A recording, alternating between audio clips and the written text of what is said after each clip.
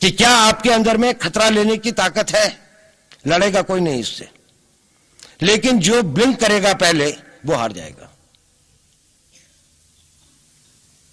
ये nuclear warfare, atomic warfare, biological warfare, ABC, जितने भी आप कहें, जितने भी आपके स्ट्रेटेजिक वॉरफेयर सिस्टम्स हैं, क्योंकि वो एक self assured guarantee destruction of the world होगा, जिसके अंदर में ये पूरी की पूरी पृथ्वी के अंदर में इतना बड़ा वो हो जाएगा कि शायद उसके बाद युद्ध करने की आवश्यकता ही नहीं होगी, क्योंकि लोग ही नहीं बचेंगे।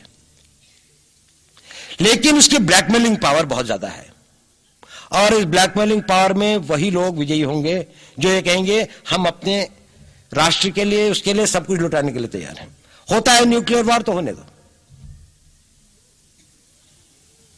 पाकिस्तान ये सोचता है कि उसमें ये विल पावर है कि वो कहेगा कि अगर हमारे को, हम सेल्फ डिस्ट्रक्शन मोड में हैं, हम तो हैं ही फिदाइन, तो हमारा पूरा देश फिदाइन हो जाएगा, हम तो न्यूक्लियर वॉर के लिए तैयार हैं। अगर इंडिया कन्वेंशनल वॉर या इससे बाहर की हमारे को रिटेलिएट करता है, अगर हिंदुस्तान ये मन बना ले कि ये भी एक ब्लफ है, पाकिस्तान किसी भी न्यूक्लियर वॉर में के बाद पाकिस्तान राष्ट्र नहीं रहेगा, भारत फिर भी रहेगा।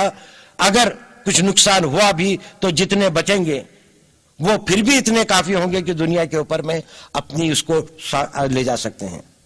एक बार दिल बनाने की बात है। नेपोलियन कहा करता था, आफ्टर मी द डेल्यूज, लड़ाई चाहे तलवार की हो चाहे न्यूक्लियर की, आपके हिसाब से एक ही मरता है, एक आदमी अपनी जिंदगी एक लेकर आता है। इतिहास दुनिया की सबसे बड़ी अदालत है, इससे बड़ी अदालत कोई नहीं है। सुप्रीम कोर्ट में क्या हुआ, हाई कोर्ट में क्या हुआ, लड़ाई के मैदान में क्या हुआ, इलेक्शंस में क्या हुआ, ये सब बातें आती हैं चली जाती हैं, बाद में रह जाता है केवल इतिहास। और इतिहास का निर्णय हमेशा उसके पक्ष में गया है जो शक्तिशाली था। इसने कभी उसका साथ नहीं दिया जो न्याय के साथ था, जो सही था। अगर ऐसा होता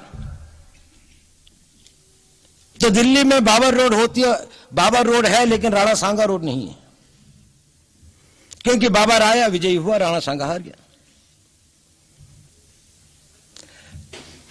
भारत की हिंदूशाही किंगडम अफगानिस्तान से होती सिकुड़ती सिकुड़ती सिकुड़ती यहां तक नहीं आ जाती।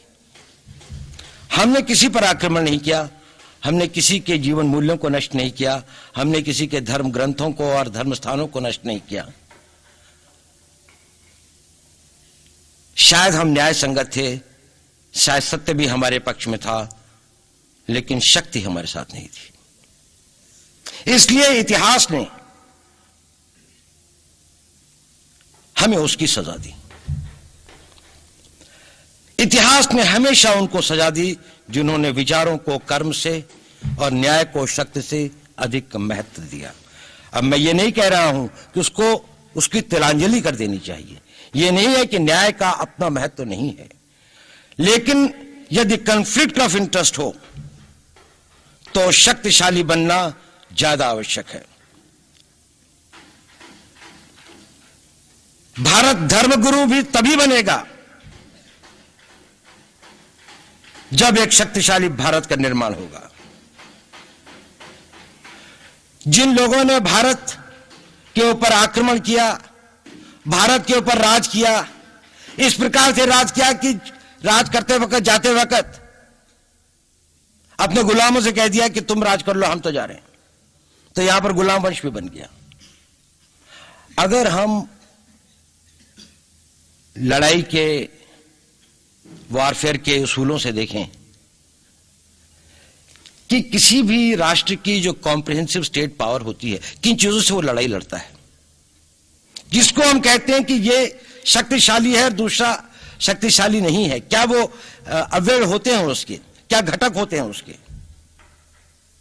तो भारत के पास जनशक्ति, धन शक्ति, ज्ञान की शक्ति, टेक्नोलॉजी की शक्ति, और जिन लोगों ने आक्रमण किया उनकी शक्ति को अगर हम ये देखें तो शायद 1 और 1000 का अनुपात भी नहीं होता।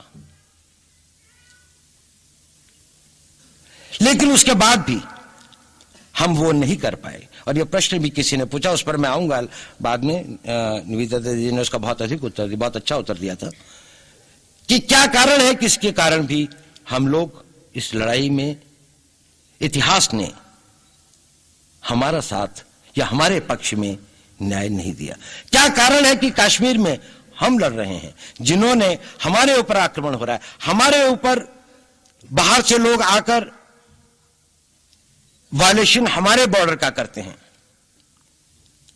इन्फिल्ट्रेटर्स हमारे यहां आते हैं, जबकि पूरा का पूरा कश्मीर भारत का भाग है, अभिन्न भाग है।